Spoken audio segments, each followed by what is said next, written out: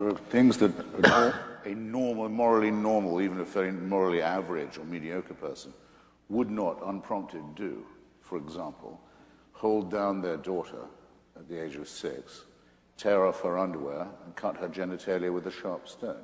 They wouldn't do that if they didn't think God was telling them to do it, or the mullahs, or if it's a boy, the rabbis weren't telling them to do it. One of the reasons why I have the lurid subtitle I do of my book, Religion is a Poison, is that it makes ordinary moral people, compels them, forces them, in some cases orders them, to do disgusting, wicked, unforgivable things.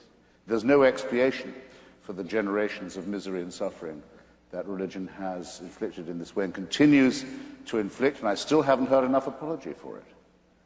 Rabbi, you want to do that?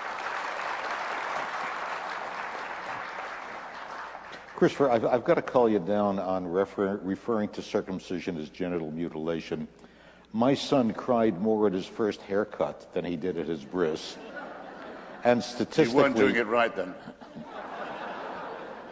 Statistically, the only long-term effect that it seems to have on people is it increases their chances of winning a Nobel Prize.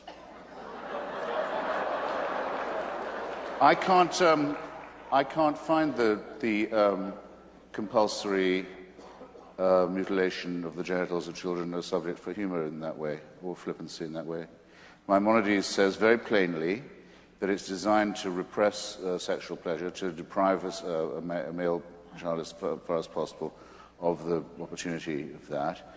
The full excision, not just the snip or the full mandatory covenant is fantastically painful, leads to trauma, leads to the dulling of the sexual relationship, and can be in itself life-threatening at that moment. We have the records, I can show them to you, of hundreds and hundreds and hundreds in the United States, boy babies who've died or had life-threatening infections as a result of this disgusting practice. That a person as humane as yourself can sit here and think of that as a fit subject for humor shows what I mean. Religion makes morally normal people say and do disgusting and wicked things, and you've just proved my point for me. Shame on you for saying what you just said.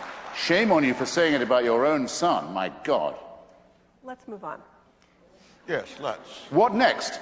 Cutting the labia of little girls. At least Judaism doesn't do that. This is a question. What if a Muslim was to say to you just now, my little girl cried more at her first haircut than when I cut off her clitoris? What would you think of me if I was to say such a disgusting thing? Well, remember, we are not talking about detail here. We're talking about whether religion makes people behave better or not. Let's give the